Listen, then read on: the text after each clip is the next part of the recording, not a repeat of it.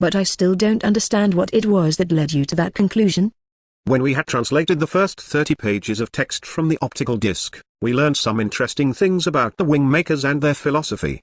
Namely, that they claimed that the three-dimensional five-sensory domain that humans have adjusted to, is the reason we are only using a fractional portion of our intelligence.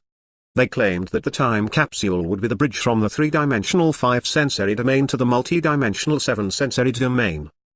In my opinion, they were saying that in order to apply BST, the traveler needed to operate from the multi-dimensional seven-sensory domain. Otherwise, BST was the proverbial camel through the eye of the needle. Or in other words, impossible. This at least seems plausible to me. Why was it so hard to believe for the ASIO? This initiative was really conducted by the Labyrinth group and not the ASIO, so I'm making that distinction just to be accurate, and not to be critical of your question. For 15, it was hard to believe that a time capsule could activate or construct a bridge that would lead someone to become a traveler. This seemed like an extraordinarily remote possibility. He felt that the time capsule may hold the technology to enable BST, but he didn't believe it was merely an educational or developmental experience. Also, and more importantly, the true identity of the Wingmakers became clear as we deployed our RV technologies. First, what are RV technologies? Think of it as psychic spying. The ASIO has a department that specializes in remote viewing technology, and within this department was a woman of unparalleled capability as an RV. She was assigned to the project as its RV, and she was a critical element in determining the identity and purpose of the Wingmakers. Can we come back to the RV technology? Just tell me what she discovered as to the identity of the Wingmakers. She was very attuned to the first artifact we recovered, which turned out to be a homing device that essentially led us to the ancient Arrow site. We conducted two official RV sessions, one that I monitored and another that 15 monitored. She was able to make contact with the original planners of the ancient Arrow site.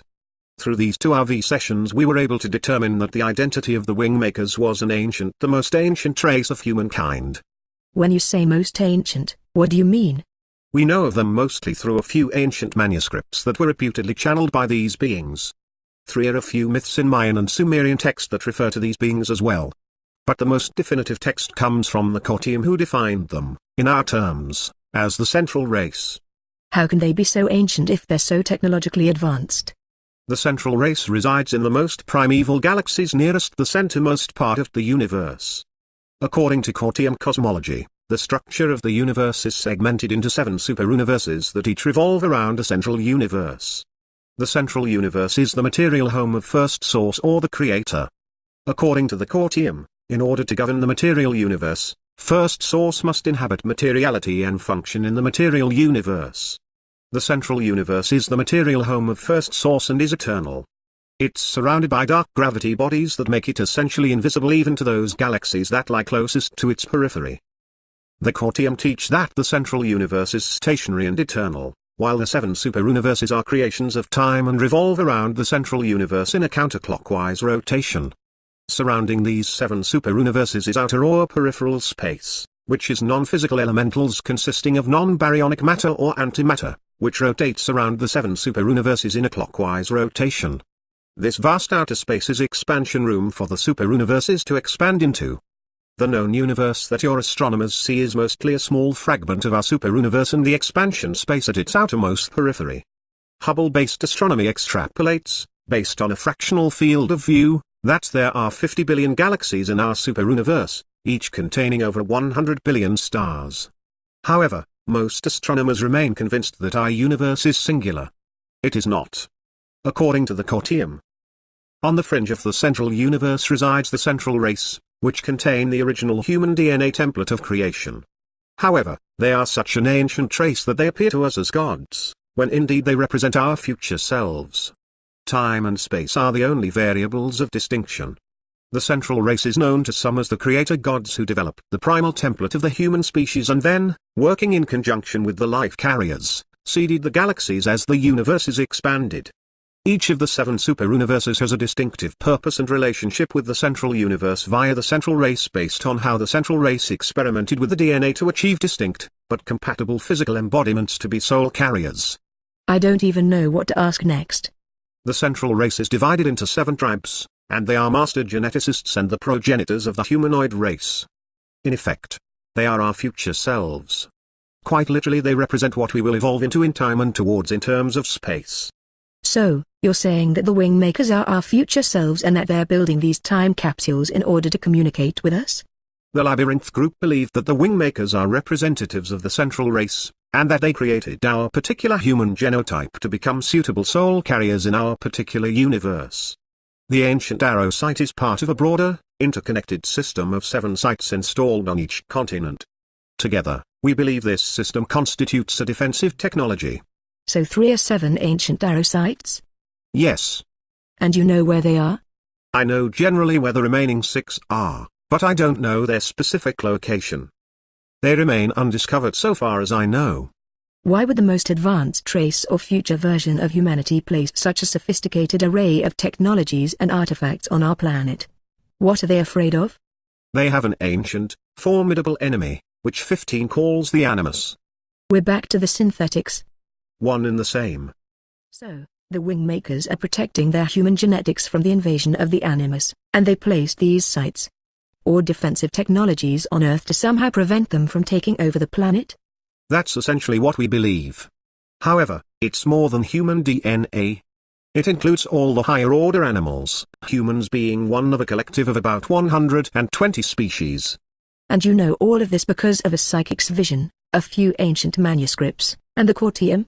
I admit it sounds implausible, but yes, we know all of this from sources that no one in the public domain can access or corroborate. So the Wingmakers, or central race, created us and presumably hundreds of other species, planted us on Earth, and then built a complex defensive system to protect their genetics. Is that the situation? The best way to conceptualize who these beings are, is to consider them as geneticists who were the firstborn of First Source. The galaxies in which the central race resides are approximately 18 billion years old, and their genetics are immeasurably more developed than our own. They are the optimal soul carrier in that they can coexist in the material world and the non-material dimensions simultaneously. This is because their genetic blueprint has been fully activated. You sound like you're a believer in this philosophy. But I don't understand why you're such an authority if it's the Courtium cosmology. Did they teach you this? Part of our TTP with the Courtium extended to their cosmology, and they have the equivalent of our Bible called liminal cosmogony that I translated. It was our first detailed exposure to the central race and their behind-the-scenes influence of genetic evolution and transformation. What do you mean behind the scenes? The Wingmakers have created a DNA template that is form-fitted to each of the 7 super-universes, enabling a unique and dominant soul carrier to emerge within each of the super-universes. This soul carrier in our case is the human genotype. Within our genetic substrate is the inborn structure that will ultimately deliver our species to the central universe as a perfected species. The Wingmakers have encoded this within our DNA, and set forth the natural and artificial trigger points that cause our genetic structures to alter and adapt. In this process, it activates parts of our nervous system that feed the brain with a much richer stream of data from our 5 senses and 2 additional senses that we have yet to consciously activate. It sounds a little too manufactured. What do you mean? Just that humans will one day aspire to the heights of the Wingmakers, but our salvation is something invisible that's encoded in our genes. It feels like we're manufactured to attain the same view or perspective of our creators. What happened to free will? You raise a good question, Sarah. I can't defend this system of belief. I can recite any passage you want from the books that I know, but it's just someone's opinion who's taken the time to write it down. I can tell you that in my experience, the wider the range of possibilities as one moves toward more of a multidimensional thought stream and activity path, the narrower one's choices become as they pertain to rightful living. You could even say that free will diminishes as one becomes realized to all possibilities. I know you're trying to help, but you lost me. But don't try to explain again. Let us just chalk it up to my dense brain getting in the way. If it's anything, it's my poor explanation. It's difficult to define these things in a way that can enter your consciousness at its preparation point. You said earlier that the Wingmakers encoded trigger points that were both natural and artificially stimulated. What did you mean? Again, I want to emphasize that this is all according to the Courtium. We have very little proof of any of this from our own empirical research. However, the Labyrinth Group has a high degree of trust in the Courtium's cosmological systems of belief because of their history as an explorer race, and their superior application of physics. our human DNA is designed. It did not evolve from forces of time, matter, and energy.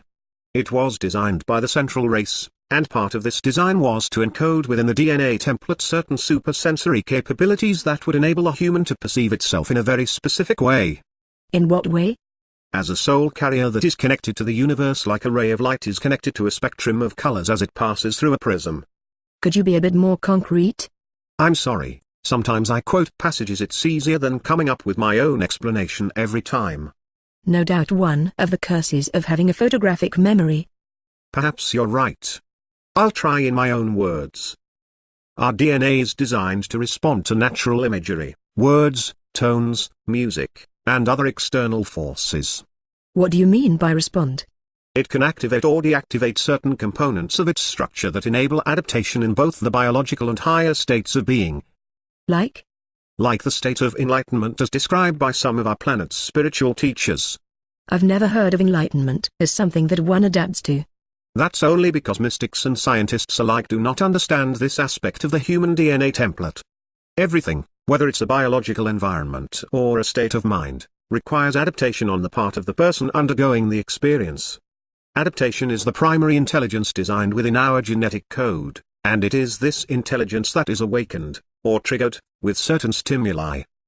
The stimuli can be artificially induced, that is to say, the central race has encoded adaptation to higher vibratory frequencies within our DNA that they can trigger through catalytic images, words, or sounds.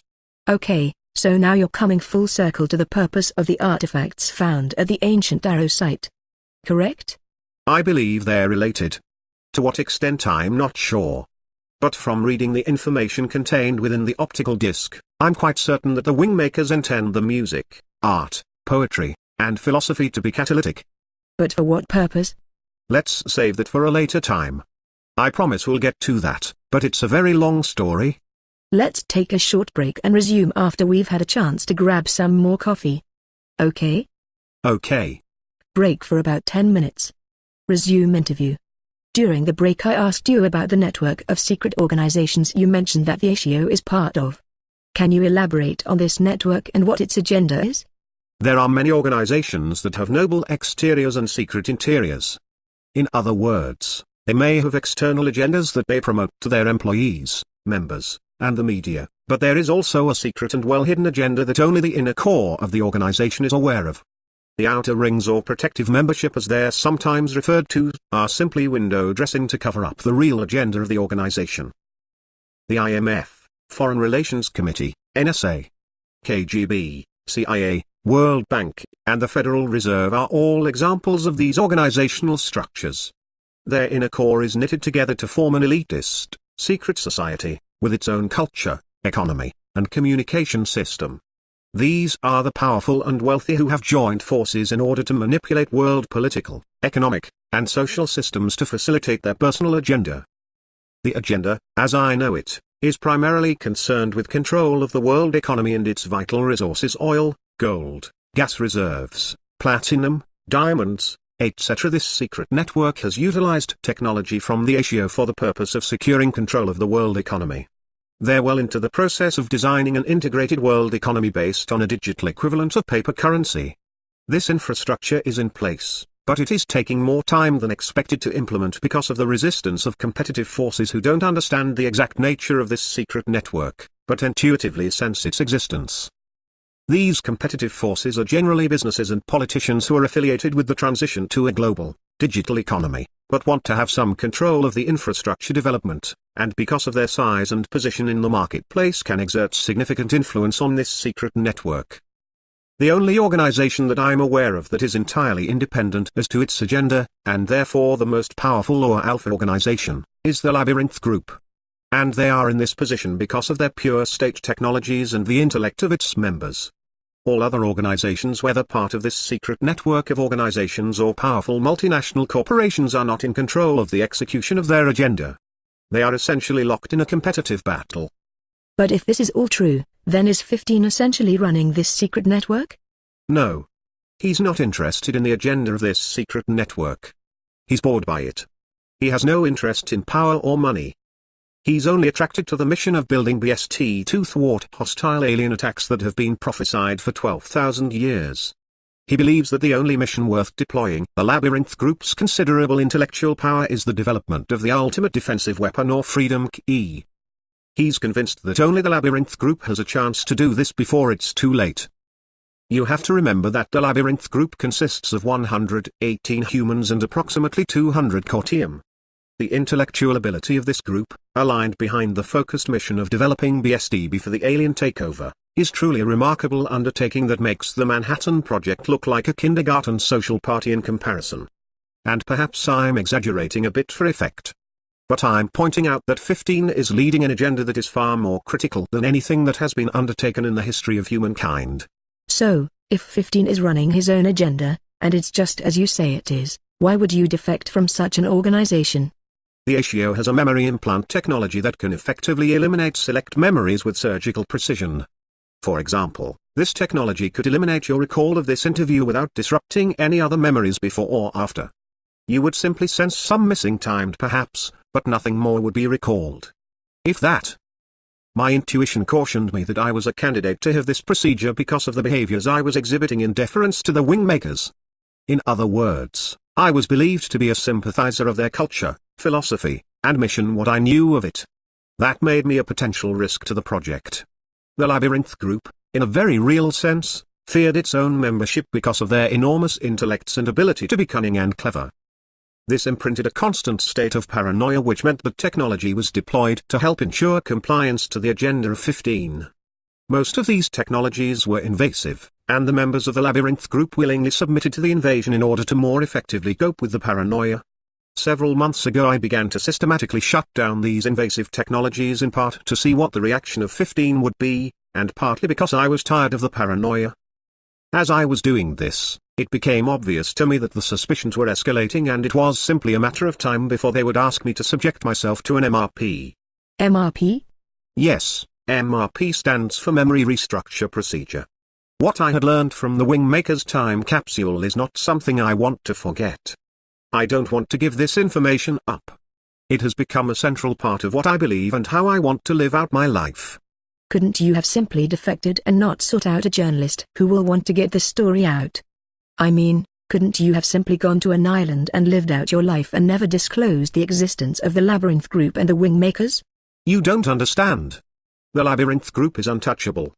They have no fears about what I divulge to the media. Their only concern is the terrible precedence of defection. I'm the first. No one has ever left before. And their fear is that if I defect and get away successfully, others will too.